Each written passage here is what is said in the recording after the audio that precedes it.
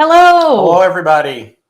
Welcome to Frizzy's Corner Bar. Merry Christmas. Merry Christmas. What is it? Exactly. It's like 1 week away. A week from tomorrow. Yeah. So we're excited. Exciting. Yes. Yeah. Oh, so next Friday will be Christmas Eve. So Yes. We're not really sure what we're going to be doing. We haven't talked about whether we're going to do the show or not. Yeah, we may just do a Christmas cheer toast or something like that. We aren't sure what we're doing right now. So as always, thank you for joining us. And we always love the comments. So if you're here live and, if we're having any audio issues or any issues, just let us know. Hopefully we are not.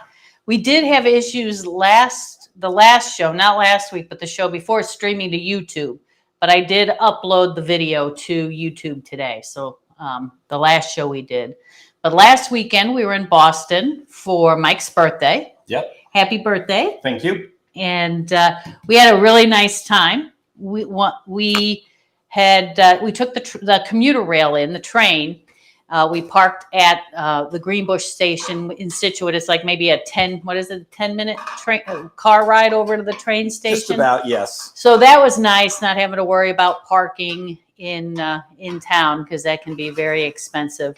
And then we went and we had we actually ate lunch at Legal Seafood, and we had Oysters Rockefeller, crab cakes, and clam chowder, and we split everything.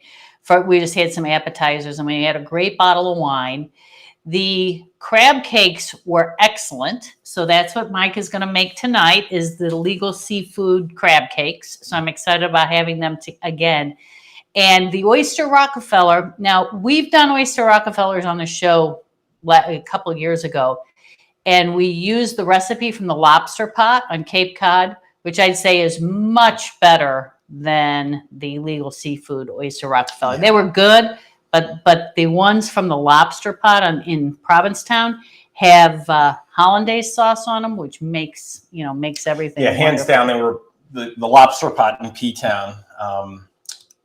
Oysters Rockefeller were much better. Yeah, but Legal Seafood has some awesome seafood. The crab cakes were probably some of the best I think we've ever had, and we've eaten them a lot of different places. And it's one of my favorite things to eat when I go out, and I try to make them every once in a while. The bottle of wine we had was Far Niente. It was a Chardonnay from California, low oak, awesome bottle. A little pricey, but it was my birthday, so I splurged. Yes, he did. So.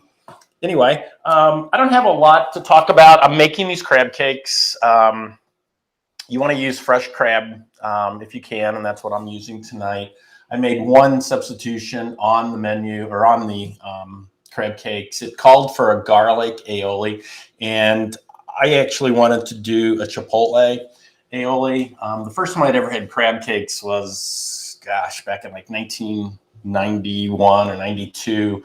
I was visiting this company down in Pennsylvania with another person, and we went out to a nice restaurant. He was trying to get business from us, and I had those, and it was with this really nice spicy sauce. It was awesome. And ever since, I've been trying to replicate that same sauce, and I have still not gotten it. So maybe we'll have to take a trip to Pennsylvania to that restaurant. I don't even remember. If it's still open. I don't even remember where it was. It was very nice. It was very expensive. It might have been Bookbinders. Was it in Philadelphia? It was right outside of Philadelphia. A guy named Don Boyle from American Mail Systems. Okay. I know. I just have this ironclad memory. I remember everything. Oh, yes. What? Come on, Sharon. Oh, wait, I mean Shannon. Yes, okay. Yes. What I'm making with this tonight will be some sauteed spinach, some steamed cauliflower, organic multicolored cauliflower, and I have some roasted corn. And I'm going to put that all on the plate with I have a big salad that I'll show you in a minute. So I'm not sure if the crab cakes are going to be done in time, but I'll be able to show you what they look like at that point, at a point in time. Right now, the timer says about 14 minutes. They're supposed to bake in the oven for 20 to 30 minutes. So we'll see what happens. We'll see what happens, because I'm only making one cocktail tonight. It is actually it's called a Tom and Jerry, And it's a cocktail. It's a cocktail that they serve in the Midwest, mainly Wisconsin a lot. It's from November to New Year's Eve. You can get these Tom and Jerry's, and they are really good. It's kind of a twist on eggnog. It is an old recipe, but can you move all that stuff, because I'm going to use that camera there. So what you do first is you make a batter, and I already made the batter. I'm going to show the recipe in the stream. So basically this batter it uses the whole egg. You take an egg and you separate it, and you make almost like an eggnog base with the yolk. You put the 4 egg yolks, 3/4 of a cup of sugar. You're going to split the sugar first. You're going to put the sugar in with the egg, scramble that up, kind of ribbony, just like we did for the eggnog. And then we're going to put the rest of the sugar in. We're going to put allspice, clove, and cinnamon. And so here's the recipe. It's 3/4 cup sugar, 1/2 teaspoon of allspice, 1/2 teaspoon of clove, 1/2 teaspoon of cinnamon. I will say this one is kind of clove forward. So if you don't really like clove, you may want to cut back a little on the clove, but I think the clove makes it really tasty. Then you take your egg whites in a separate bowl, and you add a pinch of cream of tartar, and you whip them till they're really fluffy. And then you fold in, and I'm going to show this on on the food cam. You fold in the eggs and the egg yolks and the egg white. Oh, and you put in an ounce of rum, and that rum will make it stable. It helps preserve it. This can actually be held in the refrigerator for, it's about 3 weeks. I will say whenever I've made it, we've, served it up at, when company is over. I actually made it over at my sister's house a few years ago. We'd gone back for Christmas, and they have some relatives that live in Wisconsin, and they had talked about these. So I was really interested, so I looked them and made them up. But you can see this, it's a really thick, it almost looks like pancake batter, and that is why it's called batter. When you have it in the refrigerator and you pull it out, it will be a little separated, so you just need to, you'll just need to stir it up. But you can see it's kind of the color of eggnog, and it's just it's really nice and fluffy. It's fluffy and light. So I am going to hide this camera. And then, Carolyn Flathers says, we are also a big fan of crab cakes. So crab cakes are delicious. Thank you, Carolyn, for the comment.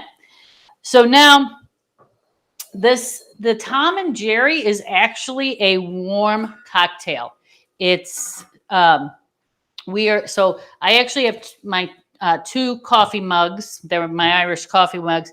And I actually I filled them earlier with hot water. And I'm going to dump that hot water out just so that the mugs are nice and warm, so it won't take anything away from the heat. And I'm going to add, you basically want to put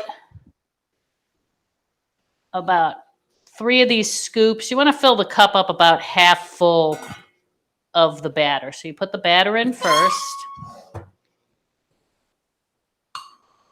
Keep talking for 9 more minutes. Yeah, okay? I don't know if I can talk for 9 more minutes. You can, but and 25 seconds. I remember I made these the first day, and I'd made 1 batch using this recipe, and I think within an hour I had to make another batch. Everybody really enjoyed them. So do you make pancakes with this also? No, it's just the eggnog. I mean, it's just the egg batter. Okay, now I'm going to put the liquor in. All right, fill it up, baby. So it's 1.5 ounces of, I'm using cognac, but you can use any brandy.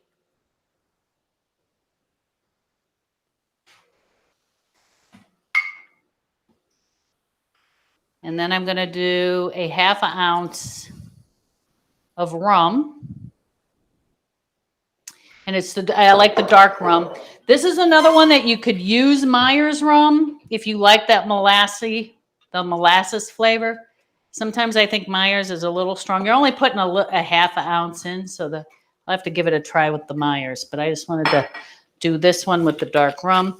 Now these mugs, I'll show them on the screen. These mugs are about they're about 2/3 full. And so I have my hot water here in my kettle, and I'm just going to pour the hot water in. Do you stir it? Yes, you do. I'm pour the hot water in, and then I am going to stir it up. I may have put in a little too much batter. Kevin likes shaken drinks. Well, we're stirring tonight. Sorry, Kevin. So we're going to stir that up, and you can see it's just really, I hope you can see it's just fluffy. Yes, it looks like it's been whipped. Yes, well, and it has. The egg whites have been whipped, and with that cream of tartar in them, though, they actually hold that. I'm hiding that. Okay. I don't know if they want to see your. Oh, you were going to do some shaving, and now I'm going to take some nutmeg and just grate the nutmeg on top.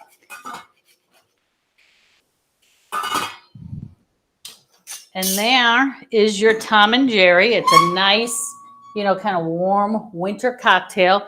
Some people actually will put warm milk instead of the water. Other people actually put warm eggnog in it or hot chocolate in it. And some of them don't even put the alcohol in. They'll just, there's a little alcohol in the batter itself. And you probably, if you're going to eat the batter right away, you probably don't even need that alcohol in there if you just wanted to make a non-alcoholic one. So, honey, want to come and I do. Try we have 4 minutes to kill. Oh, wait, we have a couple. Well, let's cheers and then we'll read the comments. Right. Cheers. Cheers. Cheers. Love you. Love Merry you more. Christmas. Merry Christmas, everyone.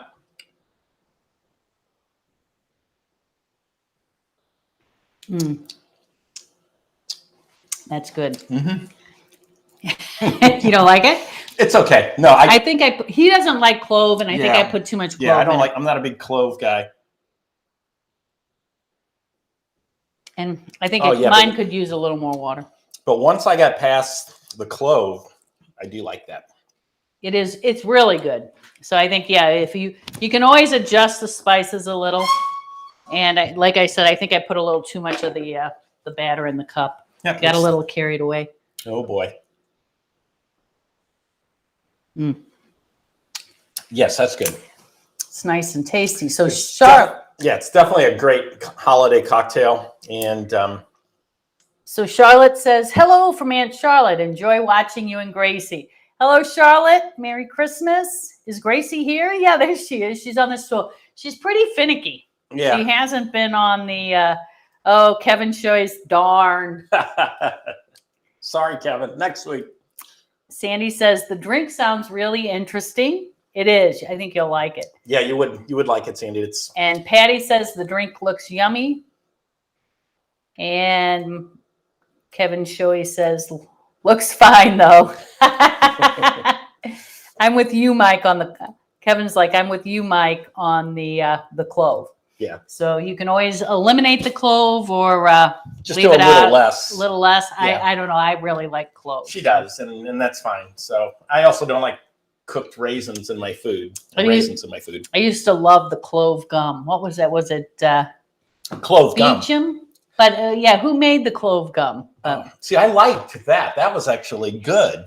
But I don't I'm not a big clove spice guy in terms of my food and stuff like that. So, but this is a nice cocktail. The batter holds. I actually like it. I would say I like eggnog. This is not as rich as eggnog because it has the water in there and you don't have all the cream.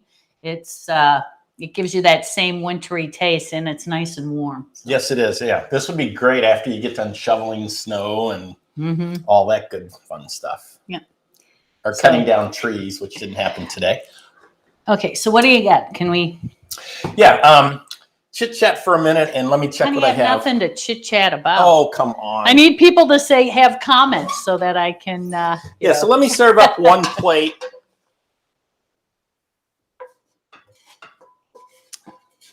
So. And I think these are done. They're supposed to cook 20 to 25 minutes. I mean, 20 to 30 minutes. So I tried to make them a little bit on the smaller, thinner side so that they would cook properly. So I think they're pretty much there. Okay. So I'm working on my plating skills. Yes, we'll see. You guys are gonna have to grade him. See if he's actually let's not go that far. or not improved. Let's not get that crazy. Not get that crazy. So I'm just about there. Okay, we got another comment. Okay. Uh-oh. Oh, Laura says hi. Hi, Laura. I'm making the Tom and Jerry that we made at Christmas. Steven says drink looks great.